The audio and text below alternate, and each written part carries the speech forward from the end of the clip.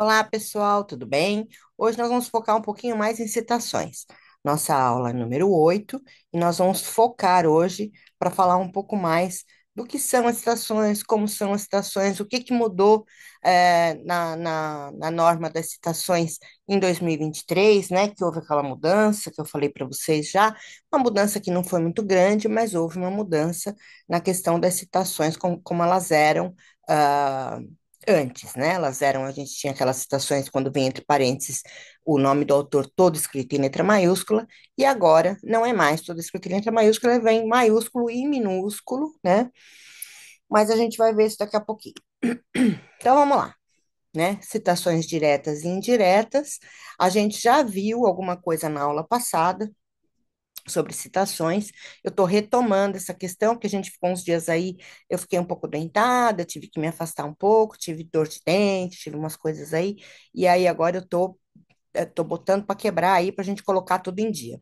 A gente falou um pouquinho já na última aula de citações diretas e indiretas, e eu já falei para vocês da importância da citação no trabalho acadêmico.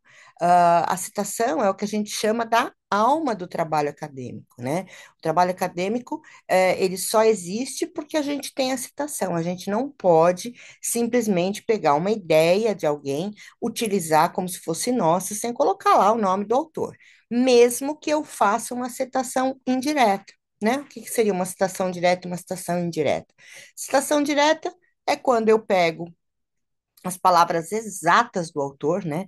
Ou coloco entre aspas, se ela tiver até 3 linhas, ou coloco num recuo de 4 centímetros, se tiver mais 3 linhas, mas são as palavras exatas. E na citação direta é obrigatório que eu cite o número da página.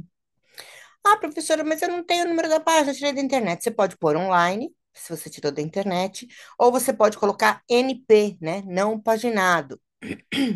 Você pode usar isso daí quando você vai fazer a citação direta. Já nas citações indiretas, a citação indireta dispensa, né, a utilização da página, a citação da página, porque a citação indireta é uma reconstrução daquilo que o autor falou. É o que a gente chama de paráfrase, né? Eu já falei para vocês de paráfrase. Então, a gente pega as palavras exatas do autor, a gente reescreve isso com as nossas palavras, e aí eu estou fazendo uma citação indireta.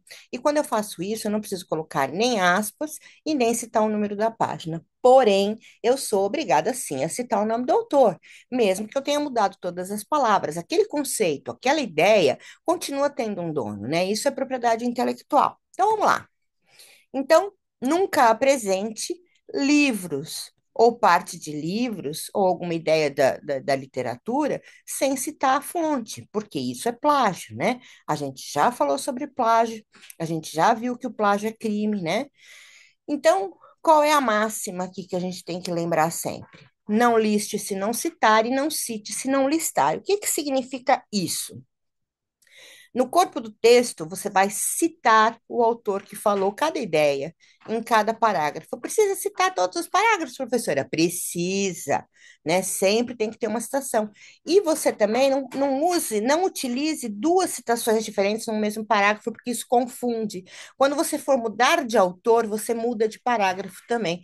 Por quê? Porque senão você vai ficar uma bagunça. Eu não sei se essa citação é do autor que eu falei no começo do parágrafo, se é do autor que eu falei do meio para o fim do parágrafo. Então, use um parágrafo para cada autor, um parágrafo para cada citação, né? Fica mais limpo o trabalho, fica mais inteligível, né? Então, a gente sempre tem que fazer as citações.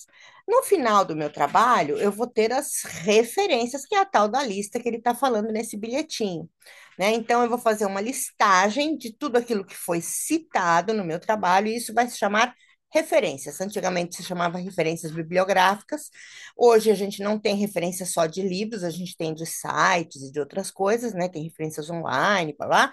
Então, a gente só usa a palavra referências. Então, tudo aquilo que eu citar no meu trabalho, do jeitinho que eu citei no meu trabalho, eu vou falar lá nas minhas referências. Digamos que eu tenha dito assim: segundo Albuquerque, tal coisa é assim, assim, assado. E o nome do autor é Antônio Luiz Albuquerque, né? Um exemplo. Eu chamei ele por Albuquerque na hora da citação, não foi? Então, na hora da referência, ele tem que aparecer na letra A, Albuquerque. ele tem que estar igualzinho na referência como ele está citado no texto, que é a forma que eu vou ter para encontrar, né, esse autor e para encontrar de onde foi tirada essa ideia. Bom, então, a gente também tem que citar e ressaltar, né, que todas as obras vão ter que constar lá nas referências em ordem alfabética. Então, tudo que foi citado tem que estar referenciado e tudo que está referenciado tem que ter sido citado. Olha só, uma dica. A primeira coisa que um parecerista, um avaliador faz, quando ele vai avaliar um artigo para um congresso, quando ele vai avaliar um artigo para uma revista, né? A primeira coisa que ele faz, a primeira coisa é conferir citações e referências. Como é que esse parecerista, né, esse avaliador faz? Ele vai lá e ele eu, pelo menos, faço dessa forma, né? Eu vou anotando todas as citações que tem no meu trabalho. Ah, ele falou lá Albuquerque, ele falou lá Silva, Souza, Machado, e vou anotando todos os sobrenomes com o ano, né, que ele falou. Aí no final, quando eu anotei todas essas citações, eu vou lá nas referências e confiro se todo mundo está lá. Também confiro se todo mundo que está na referência foi citado ao longo do trabalho. E tem várias formas de se fazer isso. A gente pode usar o Ctrl L, né, e ir localizando todos os autores, vendo se ele foi citado e se ele está nas referências, né? A gente pode fazer isso, sim, feito à mão mesmo, né? Mas tem várias formas de a gente fazer isso. Mas eu vou dizer isso para vocês que a primeira coisa que qualquer avaliador vai fazer é conferir. Se eu citei 10 autores diferentes ao longo do meu trabalho, eu tenho que ter 10 citações, 10 referências no final do meu trabalho, né? Eu não posso ter números diferentes. Bom, então, citação direta, literal ou textual, né, é aquela citação que é palavra por palavra o que o autor falou, né? Essas citações diretas, literais ou textuais, né, elas vão ser literais por quê? Porque ela é do jeitinho que o autor falou. Se o autor falou com erro de pontuação, vai ser com erro de pontuação. Se o autor falou com erro, se eu peguei uma declaração de alguém que cometeu um erro, né, gramatical, eu vou manter esse erro, porque eu estou mantendo exatamente o que o autor falou. Posso até colocar entre aspas, né? Existe muito disso quando a gente vai ler uma notícia no jornal, né? Por exemplo, eu vou pegar um depoimento de uma pessoa que foi testemunha de um acidente, etc. Aí ela falou, nós viu tudo acontecer. Aí o autor, né, o escritor daquela matéria, ele quer manter se nós viu tudo acontecer. O que que ele faz? Ele coloca se nós viu entre aspas, para destacar que sim, o autor sabe, né, o escritor sabe que isso é um erro gramatical, mas que foi como aquela testemunha falou naquele momento.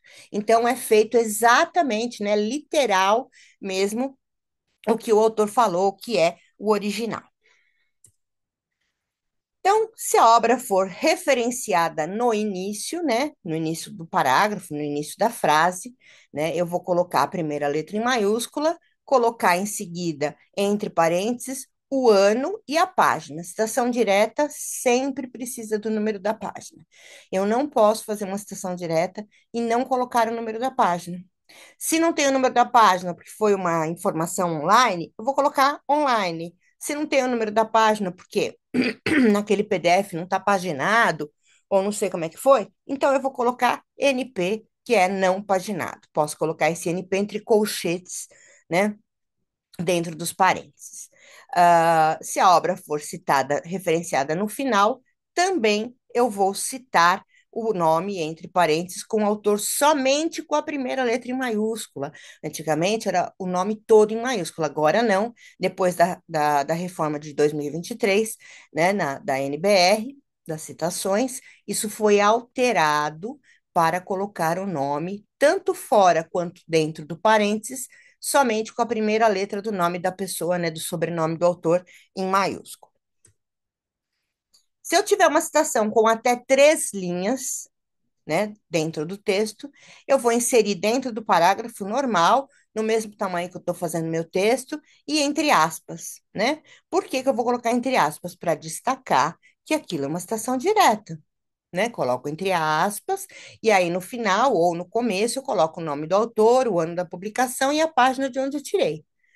Se esse texto que eu estou colocando já tiver alguma aspas dentro dele, eu vou pegar e vou usar aspas duplas para indicar que é uma citação e aspas simples, que é chamada também de apóstrofo,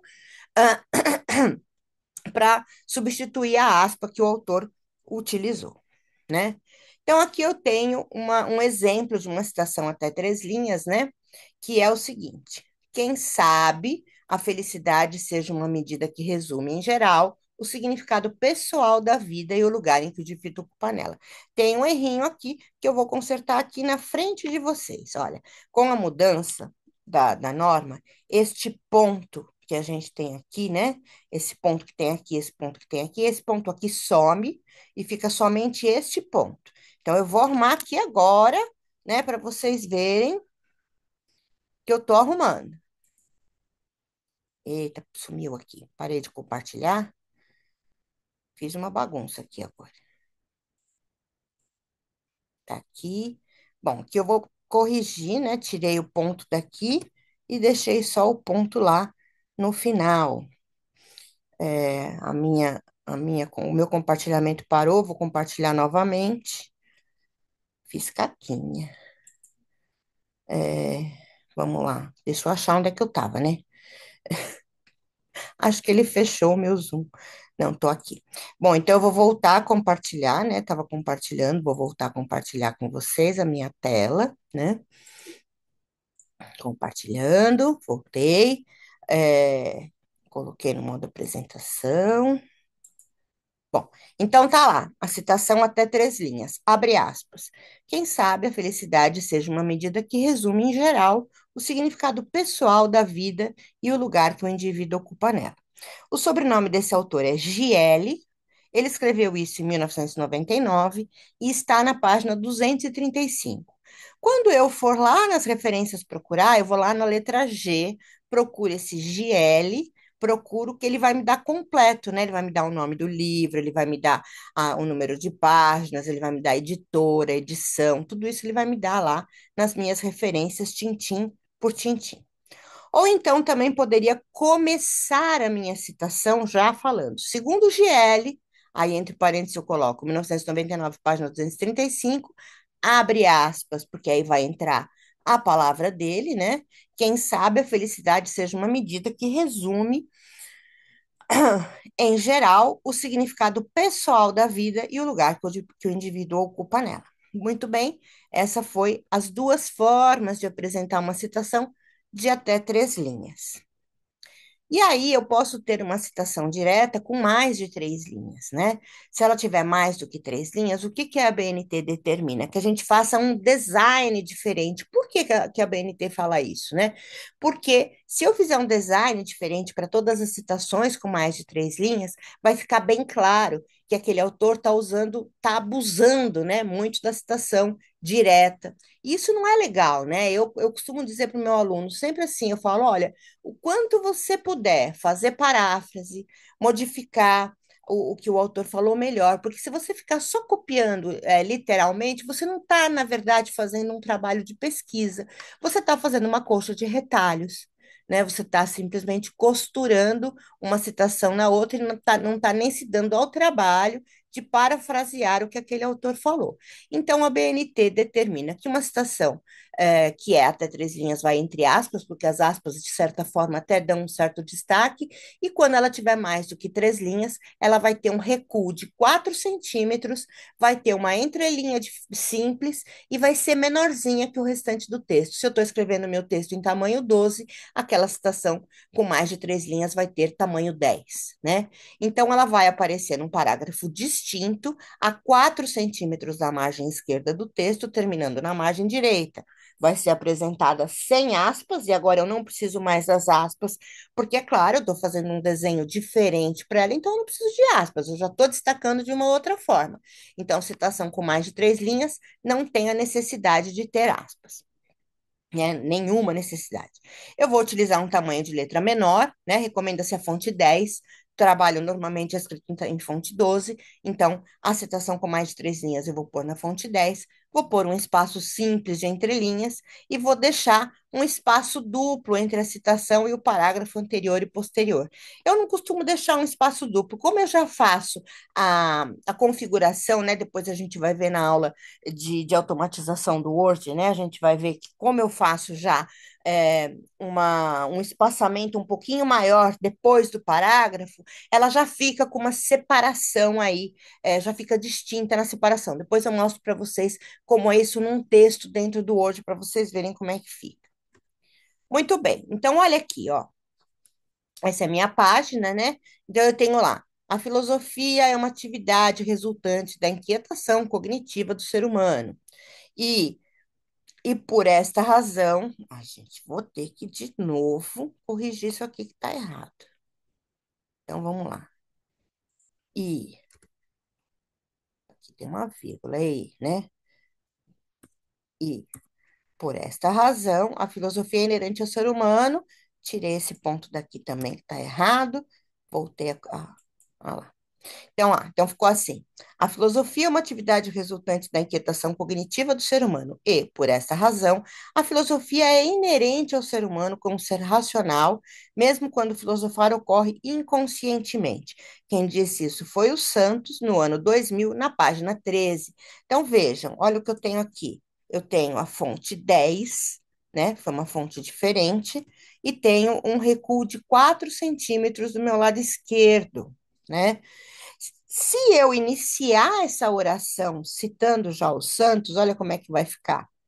Segundo os Santos, ano 2000, página 13, e isso está em fonte número 12. A filosofia é uma atividade resultante da inquietação do ser humano. De novo, está errado, vou lá corrigir, né? Ah, a professora virginiana não aguenta ver nada errado, que tem que corrigir na hora. E por esta razão, vírgula no lugar errado não dá. E, por esta razão, a filosofia é inerente ao ser humano como ser racional, mesmo quando filosofar ocorre inconscientemente. Então, olha o que eu tenho aqui.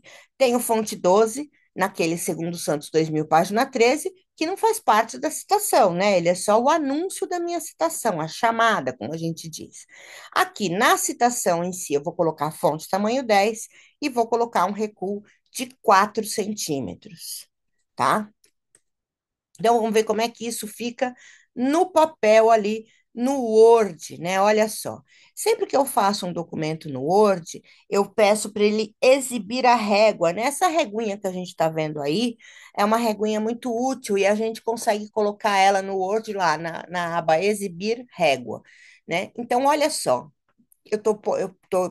Terminei o parágrafo anterior, né? De acordo com o artigo 4º do decreto número 80.145, de 15 de agosto de 1977, vírgula, e aí vai começar o trecho que eu retirei do decreto, né? Que trecho é esse? Esse trecho, ele é literal, ele foi retirado dentro do decreto, eu não reescrevi, eu quis copiar exatamente como estava no decreto. Olha lá, o container é um recipiente construído de material resistente destinado a propiciar o transporte de mercadorias com segurança, inviolabilidade e rapidez, dotado de dispositivo de segurança aduaneira e devendo atender às condições técnicas e de segurança previstas pela legislação nacional e pelas convenções internacionais ratificadas pelo Brasil. Então, como isso é um decreto, ele vai ter a chamada como Brasil. Órgãos do governo, leis, todas elas, a sua chamada é sempre Brasil, tá?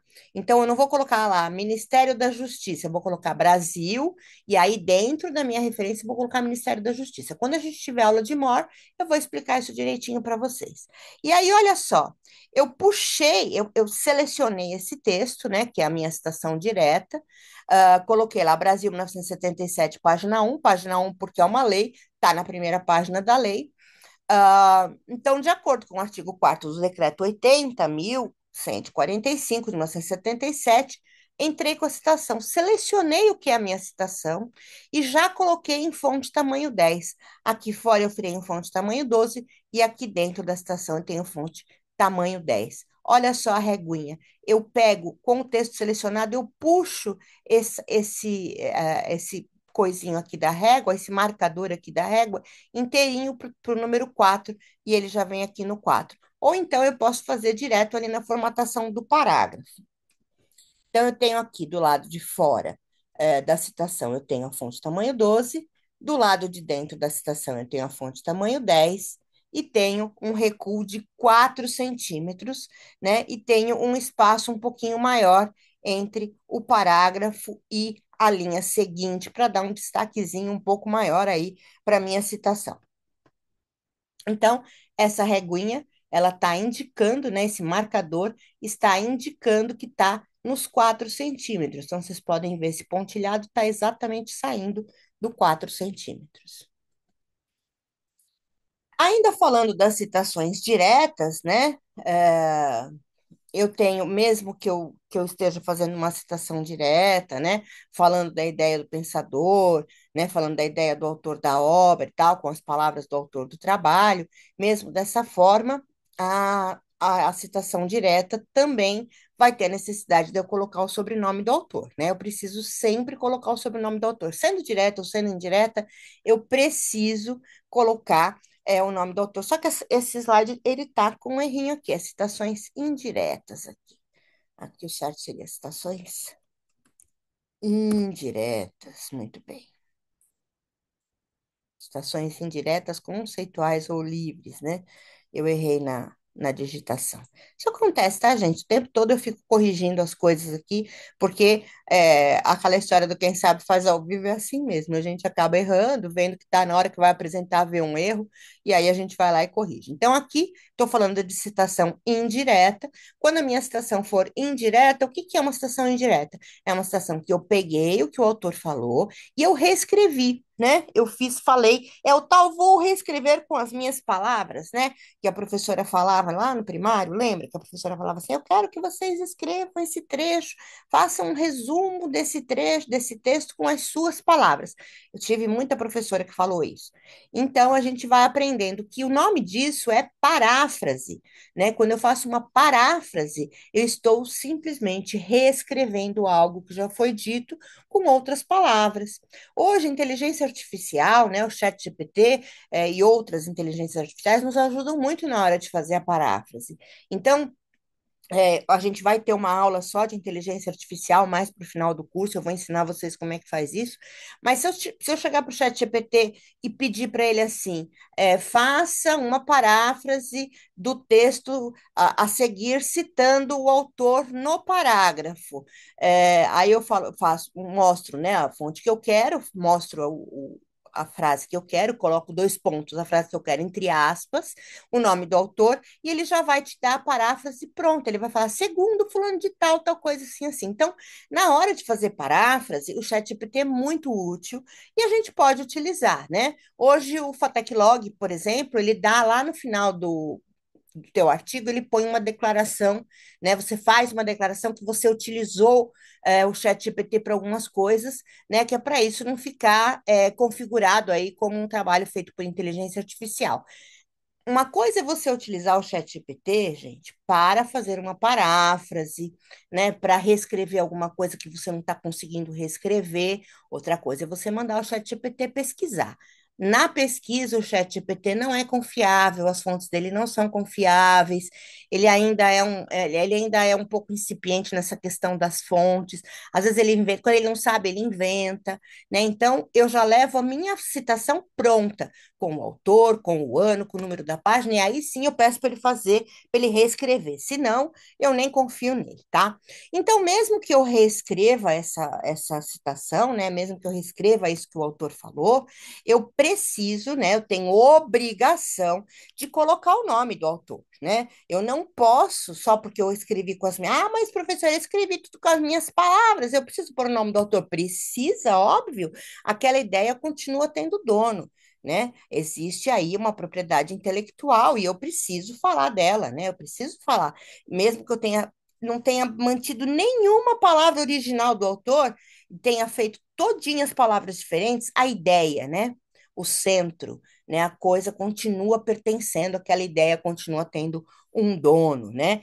Já na citação indireta, eu não preciso colocar número de página.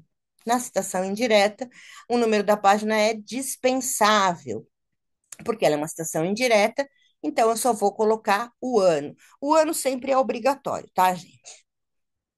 Aí, de novo, tá errado, né? Citações indiretas, conceituais ou livres, vai estar errado no próximo também. Indiretas, já vou arrumando tudo. Então, vamos lá. Então, citações indiretas, conceituais ou livres, né? Eu dou um exemplo aqui.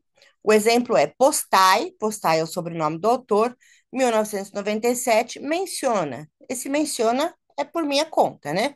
Que ter uma vida organizada não é estar preso a leis, horários, atribuições ou mesmo ligado a pessoas dominadoras e autoritárias. O importante é fazer um planejamento, uma listagem de compromissos e não viver de improvisos ou preocupações inúteis.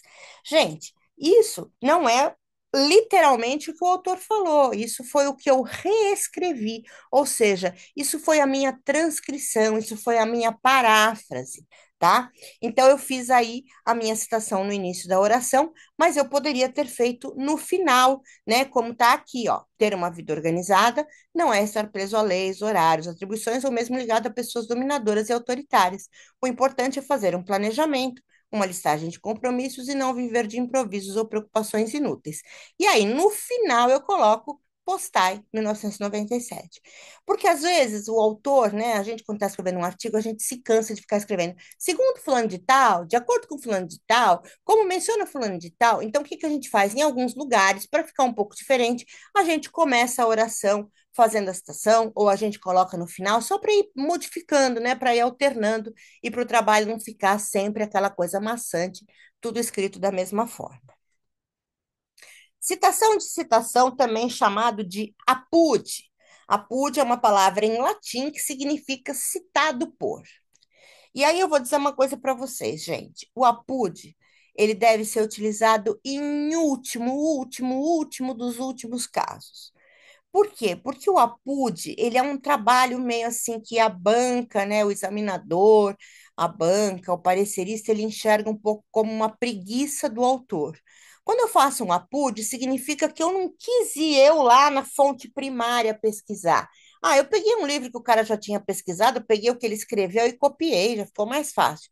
Eu costumo fazer diferente. Então, eu costumo fazer assim: se eu pego um trabalho, um artigo para pesquisar, e eu vejo uma coisa legal que eu gostei de um autor, né? Então, lá é aquele cara que está citando um autor chamado Albuquerque. O que que eu faço? Eu vou lá nas referências, vejo quem é esse Albuquerque e eu procuro a fonte primária, né? A fonte primária é aquela fonte que aquele autor está citando ali, né? A utilização do APUD, ela é um pouco marginalizada aí, né? O APUD a gente utiliza só quando a obra for uma obra rara, quando a obra for uma obra escrita numa língua que eu não tenho tradução, né? Se bem que hoje está muito difícil, porque qualquer coisa que a gente não tenha tradução hoje, a gente coloca no Google ou no Chat GPT e esses programas traduzem para a gente. Hoje a própria página do Google, né, o próprio navegador, se você clicar com o botão direito numa página toda escrita em inglês e falar traduzir para o português, e traduz imediatamente a página inteira para o português, né? Então, o APUD ele só vai ser utilizado em último caso. Eu me lembro muito bem quando eu fiz a minha dissertação de mestrado e eu usei acho que dois APUDs na minha. Nossa, minha orientadora brigou tanto comigo. Ela falou: não se usa APUD, você tem que pesquisar na fonte primária, você não vai pegar uma coisa que alguém já citou, que alguém já interpretou, você que tem que interpretar. Então, eu sempre falo isso para o meu aluno: eu falo assim, olha, vai lá. Se o cara está citando um autor chamado Albuquerque, você vai lá nas referências, procura quem é esse Albuquerque, procura a obra dele, joga na internet, vai na biblioteca se for um livro, procura o livro, mas assim, tenta sempre consultar a fonte primária e não fazer o APUD, né? O APUD, ele é uma coisa que ainda está tá um pouco marginalizada aí.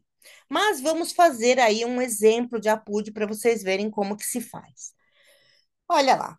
Leclerc, Apude Rosa, 1999, página 130, afirma que, abre aspas, porque é uma citação literal, né? Quando se escala uma montanha, quando se chega ao topo, não se encontra mais que pedra e neve, mas dali a vista é magnífica. É uma citação com até 3 linhas, por isso que ela está no parágrafo, por isso que tem o número da página e está entre aspas. Olha só. Tem dois motivos para essa citação, de eu não ter usado o APUD. Primeiro, é uma citação direta, É exatamente o que o autor falou, então eu posso dispensar esse intermediário, né? Então, quem é que está sendo citado aqui? É o Leclerc ou é o Rosa? Ó, Leclerc, citado por Rosa. Então, a ideia é do Leclerc. Então, o Leclerc, né? Deixa eu pegar meu ponteiro, que eu adoro pegar meu ponteirinho aqui. Então, o Leclerc, ele é o dono dessa afirmação aqui. Foi ele que falou isso. E o trabalho onde eu pesquisei foi o Rosa. Essa citação está no trabalho do Rosa, que é de 1999, na página 130. Mas o que que eu faço para eu dispensar esse Rosa? Eu não quero fazer um apude. Eu vou lá nas referências do Rosa, procuro o Leclerc, vejo de onde foi a obra, né? De onde foi que ele tirou esse Leclerc, e eu mesma faço a minha citação do Leclerc. E aí eu dispenso esse rosa. O rosa ele foi só uma forma para eu chegar até uma fonte, né? Eu gosto muito de pegar quando eu estou pesquisando, né, para fazer algum trabalho, estou precisando fazer um artigo, eu gosto muito de ver as referências. Sempre que eu pego um artigo num assunto que eu quero, a primeira coisa que eu faço não é nem ler o artigo, é consultar as referências. Eu gosto de ver onde aquele autor pesquisou, porque às vezes a gente pode voltar naquelas fontes, né, fazer uma revisitação naquelas fontes e achar coisas que às vezes aquele autor não achou, né? Ou interpretar de uma outra maneira, né? Então, eu gosto muito de ir lá naquela fonte, de ir lá nas referências e eu mesmo procurar a fonte primária. Também eu poderia ter dito assim, né?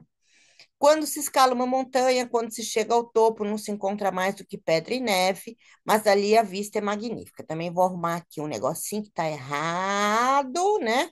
Esse ponto não existe, e esse Leclerc, ele vai ser em letra minúscula, e o rosa também vai ser em letra minúscula, né? É, tem que ir vendo os errinhos para ir arrumando, para deixar um material redondinho aí para vocês, né? Então, citação de estação, eu posso dizer: quando se escala uma montanha, quando se chega ao topo, não se encontra mais do que pedra e neve, mas ali a vista é magnífica. Quem disse isso foi o Leclerc, e ele foi citado pelo Rosa em 1999, na página 130. Na lista de referências, quem aparece? O Leclerc ou o Rosa? Veja bem, o Leclerc já apareceu no trabalho do Rosa. Agora eu estou consultando o trabalho do Rosa, então no meu trabalho quem vai aparecer é o Rosa, tá? Então, na lista, né, de referências, quem vai aparecer é o autor do trabalho onde eu estou fazendo a pesquisa, tá? Que é o Rosa. Então, para a gente ver mais alguns modelos de citações, a gente vai consultar lá a NBR 10520, que teve a sua edição aí modificada, atualizada em 2023, né? Em julho de 2023. Essa é a capa da NBR. Nessa NBR tem vários tipos de citações, exemplos, modelos, né, que vocês podem acessar e vocês podem ver direitinho como é que é. Eu vou parar essa aulinha por aqui hoje e vou continuar na próxima aula falando, então, de paráfrases e falando de alguns outros assuntos bastante interessantes aí, inferência, que é um deles, né? Aprender o que que é uma inferência, aprender como fazer uma inferência. Então, vou parar por aqui. é, Vou colocar essa aula lá no YouTube, e a nossa atividade para contar a presença dessa aula número 8 vai ser a seguinte: vocês vão pegar uma citação de alguém, né? Vão pegar uma palavra, uma citação literal, uma citação direta de algum livro, qualquer uma que seja, e vão pegar essa citação direta e transformá-la em citação indireta, qualquer uma. Tem que me pôr tem que colocar para mim lá o nome do autor, o ano, tudo direitinho para eu saber se vocês fizeram direitinho essa citação, tá bom? Então, a atividade para a aula 8 é pegar uma citação direta, pegar uma frase de algum autor, pega aí um Balu, um Bauer Sox, alguém aí, pega uma citação dele e põe e faz lá a paráfrase, né? Segundo Balu, tal coisa assim, assim, assim. Vocês vão fazer a paráfrase. Então, é isso que é a atividade dessa aula de hoje, tá bom? Então, agradeço a todos aí por terem assistido essa aula. Vou aguardar as atividades. Estou deixando todas as atividades para serem entregues lá no final do curso, né? Conforme a gente já tinha conversado. Tá bom, pessoal? Um beijo em todos e até a próxima aula.